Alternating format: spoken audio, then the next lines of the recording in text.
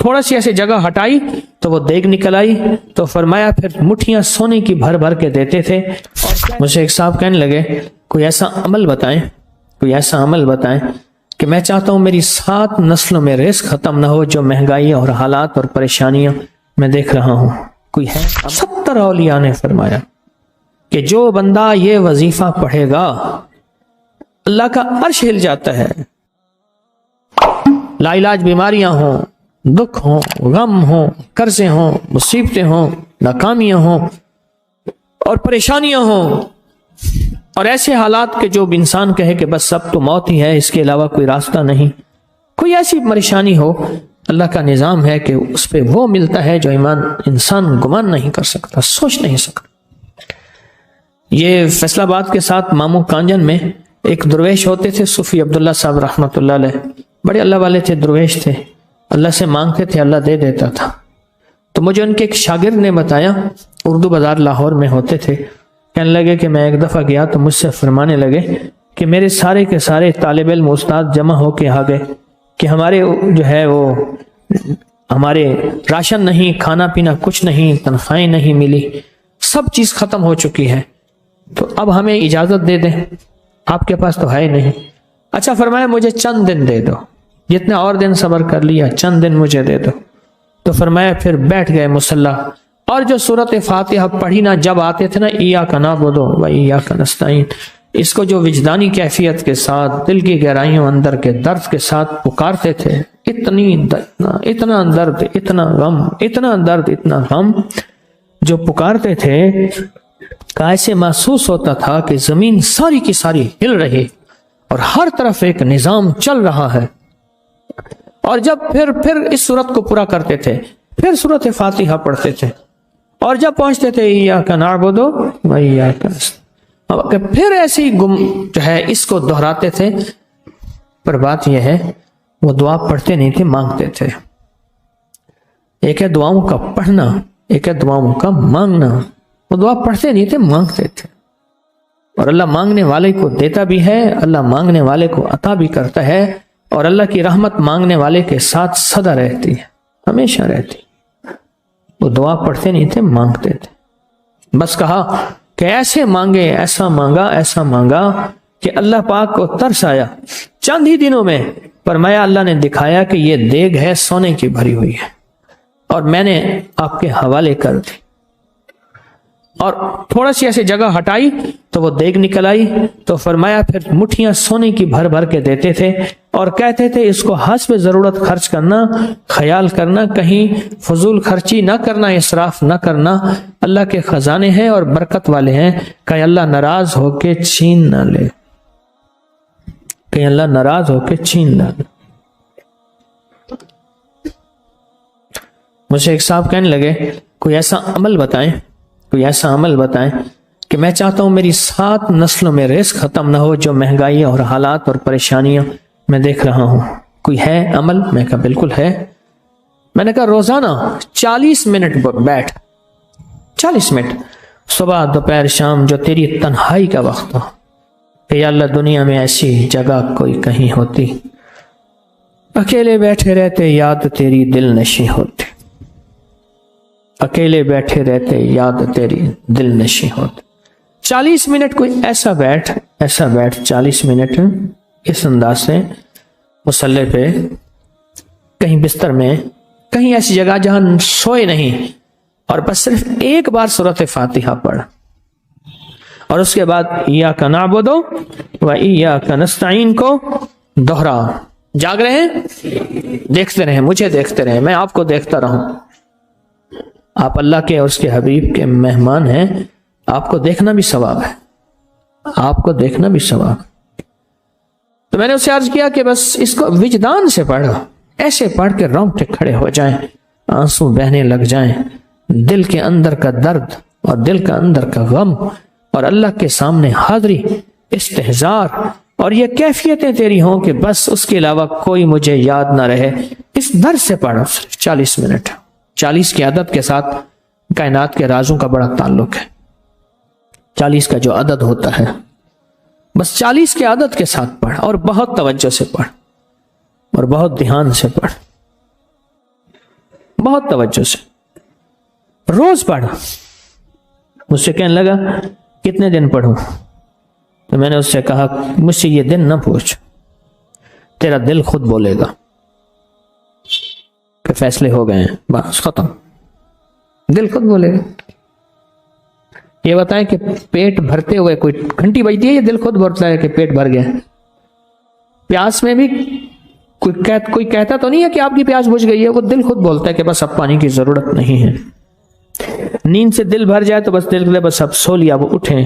اسی طرح دل خود بولے، دل خود بولے، کیا بولے؟ دل خود بولے، اور دل اندر بولے، دل اندر بولے۔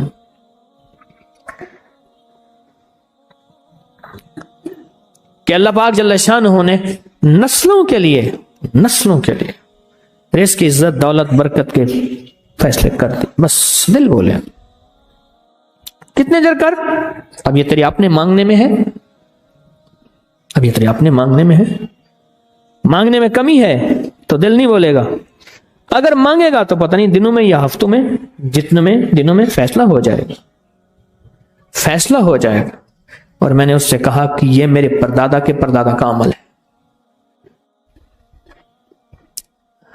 ان کا یہ عمل ہے، میرے پردادا کے پردادا کا عمل، جو ہماری خاندانی یادداشتوں میں یہ لکھا ہوا ہے۔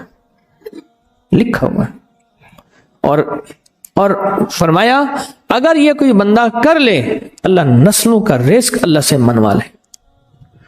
اور میں نے اس سے کہا خیال کرنا، رزق کے روحانی ساتھ منوانا، رزق کے روحانی ساتھ منوانا، رزق کے روحانی ساتھ منوانا، ورنہ دولت، مال، چیزیں مل جائے گی جس کے بارے میں کہا جاتا ہے کہ بعض بندے ایسے ہوتے ہیں اللہ پاک ان سے لقمے نہیں چھینتا، سجدے چھین لیتا ہے۔ اللہ ان سے لقمے نہیں چھینتا، کیوں؟ رزق جسمانی دوسرے لفظوں میں مل رہا ہے، اور رزق روحانی اللہ چھین لیتا ہے۔ یہ جو آج آپ بیٹھے ہیں تسبیح خانے میں اور میں بیٹھا ہوں، یہ ہم روحانی دسترخوان پہ بیٹھے ہیں۔ یہ بہت بڑا دسترخوان لگا ہوا ہے، یہ دسترخوان ہے۔ سنا ہے در یار پہ بڑی دھوم ہے، سنا ہے در یار پہ بڑی دھوم ہے، وہاں عاشقوں کا ہجوم ہے۔ یہ روحانی دسترخوان ہے، میں بھی خود محتاج ہوں، یہ روحانی دسترخوان ہے۔ تو میں نے اس سے عرض کیا کہ ایک دسترخوان نہیں مانگنا، دونوں مانگنا، رزق روحانی بھی، رزق جسمانی تو اس کو بھی ملتا ہے جس کو کلمہ نصیب نہیں ہوا، رزق جسمانی تو اس کو ہی ملتا ہے جس کو کملی والی کی غلامی نصیب نہیں ہوئی، رزق جسمانی تو اس کو ہی ملتا ہے جس کے ماتھے پہ شقاوت لکھی ہے، رزق جسمانی تو اس کو ملتا ہے جو اللہ کا نافرمان ہے، رزق جسمانی تو اس کو ملتا ہے جو اللہ کے وجود کا انکار کرتا ہے، رزق جسمانی تو اس کو ہی ملتا ہے جو آخرت اور قبر کا انکار کرتا ہے، رزق جسمانی تو اس کو ملتا ہے جو جنات اور برزخ کا انکار کرتا ہے، رزق جسمانی تو اس کو ملتا ہے جو خود کملی والے کی نبوت کا انکار کرتا ہے۔ وہ تو بے بہا لوگ ہیں، ان کو ملتا ہے، پر تجھے بھی صرف رزق جسمانی ملا اور اللہ سے یہ منوا لیا، نہ یہ نہ منوانا، اللہ سے کہنا ہے اللہ رزق روحانی بھی دے اور رزق جسمانی بھی دے، دو رزق اکٹھے عطا فرما۔ کون سا رزق؟ رزق اور رزق جسمانی بھی دے۔ کہیں ایسا نہ ہو کہ میری نسلوں میں صرف مال، دولت اور چیزیں ہوں اور تیرا نام اور تیرے حبیب کا نام نہ ہو، تیرا نام اور تیرے کملی والے کا نام نہ ہو، تیرا نام اور تیرے دوستوں کا نام نہ ہو، تیرا نام اور تیری آل و اصحاب کا نام نہ ہو۔ کہیں ایسا نہ ہو میں محروم ہو جاؤں، مجھے آل اور محمد اور آل محمد اور اصحاب محمد کی نسبتیں یہ بھی ساتھ عطا کیے رکھ۔ میں نے اس سے کہا کہ دو چیزیں مانگنا۔ اچھا قدرت کا نظام ہے، کچھ دیوانے بھی ہوتے ہیں، یقین والے ہوتے ہیں، آپ جیسے آپ مخلص بیٹھے ہیں، اور پوری دنیا میں ہمارے ساتھ اس وقت مخلص بیٹھے ہیں جو ہماری آج کی محفل میں شریک ہیں، ہوتے ہیں دیوانے۔ اس نے یقین سے پڑھنا شروع کر دیا، مجھ سے کہنے لگا ایک وقت ایک جگہ ہو بہت بہتر۔ میں نے اس سے کہا، میں نے کہا پھر بھی اگر ایک وقت ایک جگہ میسر نہ بھی ہو تو اگر عمل کسی وقت چوک جائے، عمل کی جگہ چوک جائے، عمل کا وقت چوک جائے، مجبوری میں نہ ہو تو بہتر ہے، پر توجہ نہ چوکے، دھیان نہ جائے، استحضار نہ جائے، یقین نہ جائے، اور سچا یقین ہو، سچا یقین کہ میرا اللہ خود کہتا ہے یہ مانگنا بھی تو اسی نے دیا ہے نا، اسی نے مانگنا دیا ہے. جب اس کریم نے مانگنا ہی خود دیا ہے تو عطا بھی خود کرے گا. نہیں خوف نارے جہیم کا کہ کرم ہے مجھ پہ کریم کا، وہ خود عطا کرے گا مجھے. اس نے مانگنا دیا دے گا. یقین ہو ایسا ایسا ایسا ایسا، اتنا زبردست یقین ہو، اتنا یقین ہو اللہ کے ملنے پہ اور اللہ کے مانگنے پہ، اتنا یقین ہو کہ گمان اور خیال سے بالا تر یقین ہو، بہت زیادہ یقین ہو. یاد رکھیے گا میری بات، میری طرف دیکھتے رہیں. یاد رکھیے گا جس کو ملا ہے یقین کی طاقت میں ملا ہے، اور جس سے چھنا ہے بے یقینی نے اس سے سب کچھ چھین لیا. بے یقینی نے اس سے سب کچھ چھین لیا. جس کو ملا ہے یقین کی طاقت سے ملا ہے. یقین ہو کہ میں کر رہا ہوں اور اللہ مجھے دے دے گا. کہا کہ کیسا یقین ہو؟ کہا جیسے بکری کے تھن دودھ سے بھرے ہوئے اور میں کہوں کہ میرے ہاتھ سے دباؤں گا اور دودھ نکلے گا، اس سے زیادہ یقین. اور کہا کس سے زیادہ یقین؟ کہا کہ ایک بڑا نوٹ ہو اور بڑا نوٹ کے اندر جو ہے ایک آنے کی چیز آنی ہے، تو میں کہوں گا اس سے تو اس کی نوٹ کے اندر تو ہزاروں آنے ہیں، اور میں ایک آنے کی چیز، ایک ٹکے کی چیز لوں گا اور میرا کام بن جائے گا. اس سے زیادہ یقین ہو. اور اس سے کہیں زیادہ یقین ہو کہ سخت پیاس ہے اور میں پانی کو دیکھوں اور پانی کو دیکھتے ہی مجھے یقین ہو کہ اس سخت پیاس میں میرا پیاس بجھ جائے گی، پیٹ بھر جائے گا. اس سے کہیں زیادہ یقین ہو. میں پھر بھی یقین کو نہیں سمجھا سکا، علم بھی محدود ہے، الفاظ بھی میرے پاس محدود ہیں. اس سے کہیں زیادہ یقین ہو، اس سے کہیں زیادہ یقین ہو، اور بہت زیادہ یقین ہو. اتنا یقین ہو. کیا خیال ہے؟ آپ چاہیں گے اپنی نسلوں کے لیے بخت، رزق، نصیب اور مقدر منوا لیں؟ کیا خیال ہے؟ وہ بڑا کریم ہے. میں نے ابھی نہیں بتایا کہ قرآن کا واقعہ سنایا، حضرت موسیٰ اور خضر علیہ السلام کا قرآن کا واقعہ سنایا کہ ان کی 7 نسلوں کا جو ابا تھا نا، وہ 7 نسلوں میں پہلے والا ابا، دادے کے دادے کے دادے کا دادا، ٹھیک، وہ نیک تھا، وہ دعائیں مانگتا تھا، وہ اللہ کے ساتھ تعلق میں تھا، اس کا تقویٰ تھا. وہ اس کی نیکی کا اثر، اس کی نیکی کا اثر، اس کی نیکی کا اثر نسلوں میں منتقل ہوا، نسلوں میں منتقل ہوا. پڑھ لیں، مانگ لیں، اللہ سے کر دیں کہ اللہ میرے لیے اور میری نسلوں کے لیے رزق روحانی اور رزق جسمانی کے فیصلے کر دیں. رزق روحانی اور رزق جسمانی کے فیصلے کر دیں. شاہ عبد الرحیم تھے شاہ ولی اللہ رحمۃ اللہ علیہ کے والد محترم. انہوں نے شاہ ولی اللہ سے کہا بیٹا میں تجھے روحانی مشقیں کرا رہا ہوں، ایک مشق ایک بھی کر لے، اپنے لیے اور اپنی نسلوں کے لیے اللہ سے رزق منوا لے.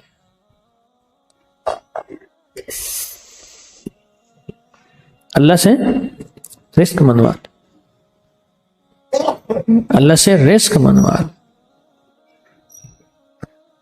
تو پوچھا کہ حضرت میں رزق کیسے منواؤں؟